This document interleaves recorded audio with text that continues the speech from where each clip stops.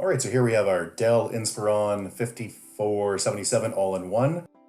When the unit was new, I pulled out the spinning disk that it shipped with and put in a 1 terabyte Mushkin solid-state disk. And I'm now going to replace it with the Crucial P1, which, if you're not familiar with it, it's a quad unit, which basically means they're able to fit 4 bits into a single bit of space. It's a very simplified version of it.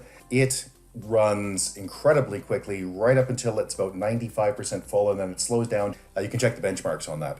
But the disk has to be 95% full or large or more to actually hit that. The other thing with the P1 is that, well, there's 3. It's 500, 1 terabyte, and a 2 terabyte. Avoid the 500. The specs on it are not good. It does not function very well. Whereas the 1 terabyte, which I think I paid 120, 130 Canadian for, is great. So, as you can see, this is my solid state disk that's in there current. That's that. So I'm going to shut it down now, and I'm going to swap the disk out, put this M.2 in. And the big advantage to the M.2s is that they connect on the PCI bus, the NVMe.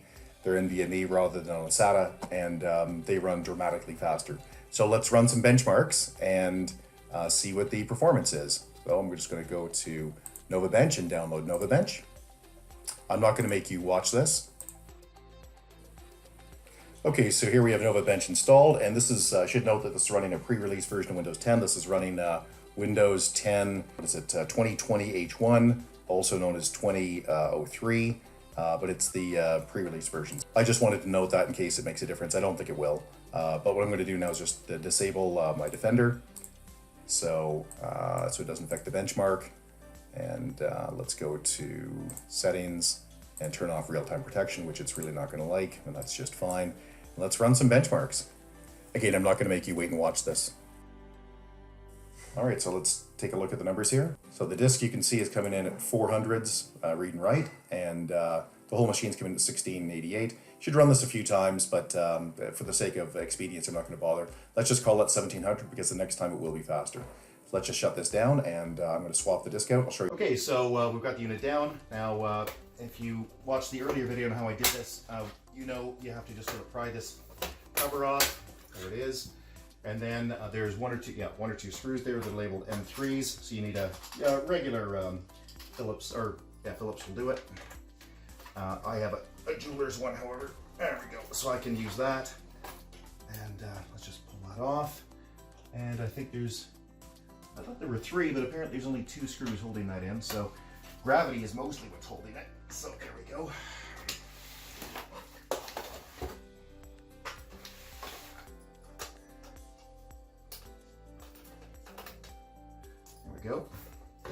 There we go, and then it just unhooks, as you can see there, and the base is gone.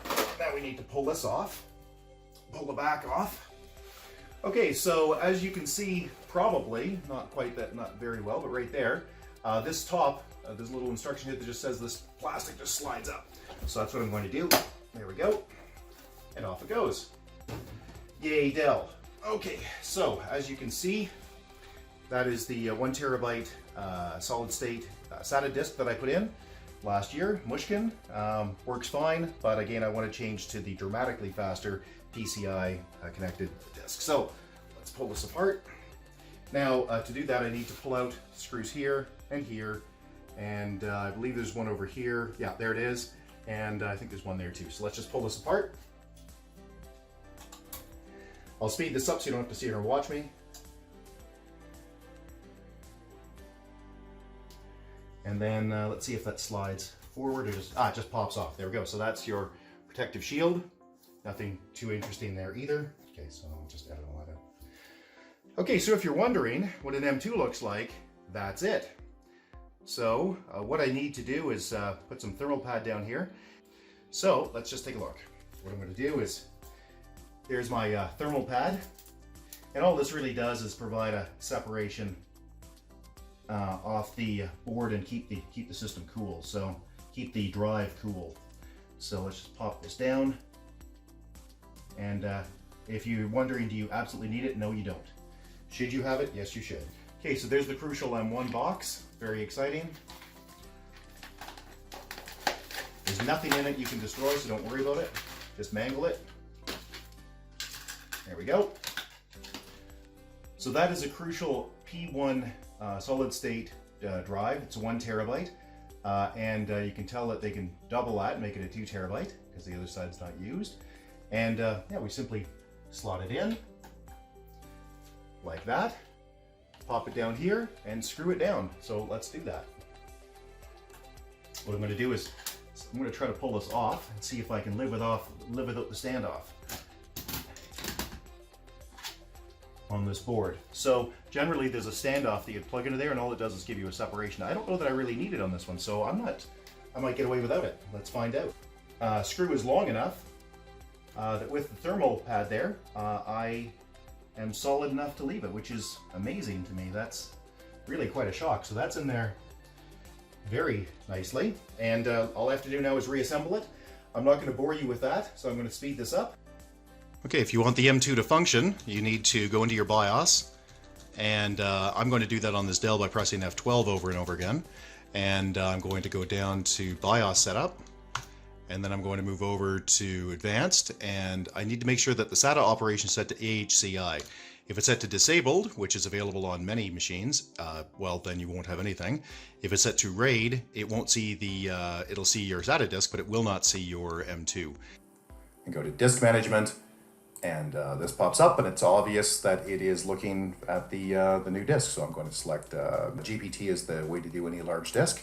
So there we go.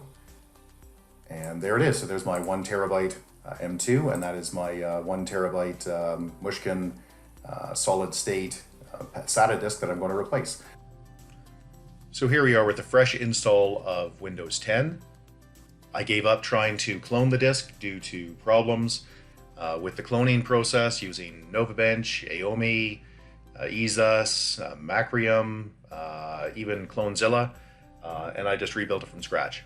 But normally you should be able to clone. So anyway, let's keep moving. So I'm going to run the tests again with this disk, and which is the Crucial P1, and I'll speed this up so you don't have to watch, but let's see what the results are. Yeah, so I'd say that's just a little bit faster. Down in the bottom right here, we see the disk score. Previously, I believe it was 79 or 80, and the speeds were around 400. You can see here the writes are 1500 and 1100. Let's run it again because the first run is never accurate. Also, I was stupid enough to leave the antivirus running, so I'm going to turn that off and run it again.